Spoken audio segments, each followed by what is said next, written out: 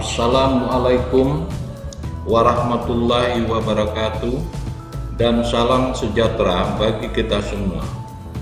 Pertama-tama kami doakan Bapak Ibu Guru dalam keadaan sehat dan sukses selalu. Pada kesempatan ini, kami dari tim Klinik Mutu Yayasan Kusuma Harapan Bangsa akan menyampaikan materi lanjutan dari penilaian formatif dengan judul Contoh-contoh teknik penilaian formatif. Mudah-mudahan materi ini bermanfaat bagi Bapak Ibu Guru sekalian. Penilaian formatif ke-8 adalah peta konsep. Setelah pendidik membahas suatu materi tertentu, selanjutnya peserta didik ditugaskan untuk membuat representasi visual dari hasil pembahasan materi oleh pendidik tersebut. Bagi pendidik, penilaian ini berguna untuk menilai pemahaman peserta didik mengenai konsep tertentu. Ini contoh dari peta konsep. Pendidik membahas tentang materi energi yang terbagi menjadi energi yang akan habis dan energi yang dapat diperbarui, serta bentuk-bentuk dari energi. Kemudian pendidik juga dapat membuat kegiatan lainnya seperti ini. Pendidik memutar video pembelajaran tentang konsep segitiga, kemudian mengajak peserta didik berdiskusi tentang konsep segitiga tersebut dengan membaca buku teks sebagai tambahan pengetahuan peserta didik. Kemudian peserta didik ditugaskan untuk membuat peta konsep. Contohnya kira-kira seperti ini peta konsep yang dilakukan oleh peserta didik. Kemudian penilaian formatif berikutnya yang ke-9, yakni penilaian kinestetik. Penilaian kinestetik adalah penilaian yang memasukkan unsur gerak untuk menunjukkan pemahaman mereka mengenai sebuah topik atau konsep tertentu. Ini menggunakan gerak. Gambar ini menunjukkan seorang peserta didik dari setiap kelompok maju ke tengah spanduk yang bergambar permukaan jam dan menunjukkan waktu yang ditanyakan oleh pendidik dengan menggunakan dan memperagakan kedua kakinya sebagai penunjuk waktu. Apabila ada teman yang salah, teman yang satu kelompoknya bisa membantu mengarahkan ke angka yang tepat. Penilaian formatif ini gunanya bagi pendidik untuk mengetahui penguasaan konsep, juga untuk melihat kerjasama dan sikap peserta didik dalam kerja kelompok jika tugas yang diberikan dalam kelompok. Kemudian yang ke-10, papan bicara. Pendidik dapat meminta peserta didik menuliskan jawaban atas pertanyaan lisan atau tertulis dengan papan kecil atau kertas karton berukuran sekitar 35 cm x 50 cm dengan spidol. Ini dia papan bicara. Ketika peserta didik telah menuliskan jawabannya, mereka diminta untuk mengangkat papan kecil ini atau kertas karton yang telah mereka beri jawaban. Pendidik dapat menentukan siapa yang dapat menjawab dengan tepat dan yang masih membutuhkan bantuan oleh pendidik. Penilaian formatif ini berguna bagi pendidik untuk pemberian umpan balik secara cepat dari pendidik kepada peserta didik yang jawabannya belum tepat. Selanjutnya yang ke-11, kuis konstruktif. Peserta didik diminta untuk membuat jawaban pada lembar jawaban dari pertanyaan kuis yang diberikan oleh guru dengan model jawaban seperti disajikan di bawah ini. Ya, ini dia. Penilaian ini berguna bagi pendidik untuk mengetahui penguasaan peserta didik dan juga untuk pemberian umpan balik dengan cara cepat.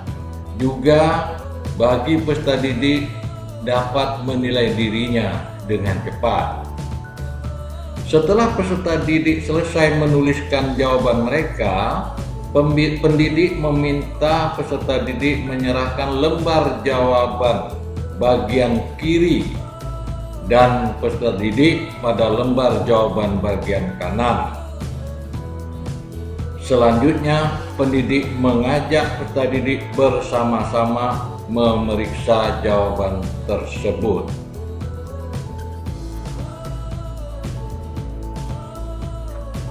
Ke-12, penugasan. Misalnya, PR atau tugas rumah yang dikerjakan individu atau kelompok. Penilaian ini bagi pendidik untuk mengetahui perkembangan peserta didik dalam menguasai materi secara individual atau kelompok. Selanjutnya, ke-13, daftar cek. Daftar cek kelas merupakan salah satu teknik untuk mengumpulkan informasi mengenai pemahaman peserta didik selama satu bab pembelajaran. Sebelum memulai satu bab baru, pendidik membuat daftar semua keterampilan yang perlu dikuasai oleh peserta didik. Contoh tabelnya seperti ini. Ini contoh daftar cek untuk kelas berbicara pada mata pelajaran Bahasa Indonesia. Ya. Tabel ini dipasang pada papan dan diletakkan di tempat yang mudah dijangkau. Selama peserta didik mengikuti kegiatan pembelajaran, pendidik mengamati dan memberi tanda checklist atau centang pada keterampilan yang ditunjukkan oleh peserta didik dengan tingkat kemahiran yang diinginkan. Yang ke-14, jawaban bersama. Pendidik dapat meminta peserta didik untuk menjawab serangkaian pertanyaan secara bersama-sama. Jadi peserta didik menjawab secara bersama-sama dari pertanyaan guru. Bagi pendidik, penilaian ini berguna untuk mengetahui tingkat pemahaman peserta didik secara cepat. Ke-15, tunjuk 5 jari. Ini dia. Penilaian ini bagi pendidik berguna untuk segera mengetahui kemajuan penguasaan peserta didik saat pembelajaran berlangsung. Pendidik memberikan pertanyaan kepada peserta didik dan meminta mereka menunjuk tingkat pemahaman mereka dengan menggunakan isyarat jari. Peserta didik dapat menunjuk jika 1 jari, jika mereka masih tidak yakin apakah mereka memahami suatu materi dan memerlukan tambahan penjelasan. Menunjuk 3 atau 4 jari jika mereka merasa sudah mulai memahami materi tersebut. Menunjuk 5 jari jika sepenuhnya telah memahami materi tersebut. Catatan, penilaian ini dilaksanakan saat pembelajaran sedang berlangsung. Berikut penilaian yang ke-16. Contoh dan bukan contoh. Pada penilaian ini, pendidik meminta peserta didik untuk memberikan contoh dan bukan contoh dari sebuah topik yang sedang dibahas oleh pendidik. Bagi pendidik, penilaian ini berguna untuk mengetahui tingkat pemahaman peserta didik secara cepat. Ini contohnya. Ini pertanyaan, gambarlah contoh segitiga dan bukan segitiga. Peserta didik menjawab seperti ini.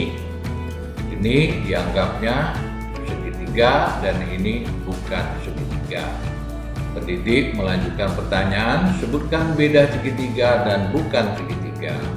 Selanjutnya, peserta didik diminta memberikan pengertian apakah yang dimaksud dengan segitiga. Ini penilaian dengan contoh dan bukan contoh. Kemudian selanjutnya, yang ke-17, menyebutkan hal-hal yang sudah dipelajari. Pada pertengahan pembelajaran suatu bab, pendidik dapat meminta peserta didik membuat daftar materi yang telah mereka pelajari dalam bab tersebut. Bagi pendidik, penilaian ini berguna untuk mendapatkan gambaran tentang sejauh mana penguasaan materi peserta didik dan berguna untuk membiasakan peserta didik menulis sesuatu yang telah dipelajari atau pernah didengar dari uraian para narasumber atau hasil dari bacaan tertentu. Ini contohnya, daftar materi yang telah dipelajari, ini contoh saja. Nomor materi, uraian materi, segitiga, pengertian jenis segitiga, lipat-lipatnya, sebagainya. Selanjutnya, penilaian formatif berikutnya, uraian singkat. Pendidik memberikan sebuah pertanyaan kepada peserta didik dan meminta mereka menjawabnya. Kemudian pendidik menjelaskan bahwa mereka mempunyai waktu yang sangat singkat, biasanya 1 menit untuk menuliskan jawaban mereka, lalu dikumpulkan dan ditelaah oleh guru. Penilaian ini berguna bagi pendidik untuk menyimpulkan tingkat penguasaan materi dari peserta didik. Ke-19, ringkasan singkat. Pendidik meminta peserta didik untuk membuat ringkasan singkat dari materi yang telah mereka pelajari, dan ini akan memberikan informasi mengenai pemahaman peserta didik mengenai materi tersebut.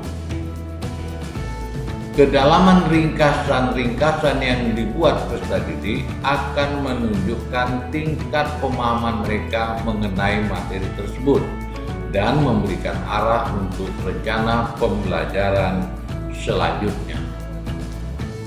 Bagi guru ini untuk mendapatkan informasi mengenai pemahaman peserta didik mengenai materi yang telah dibahas.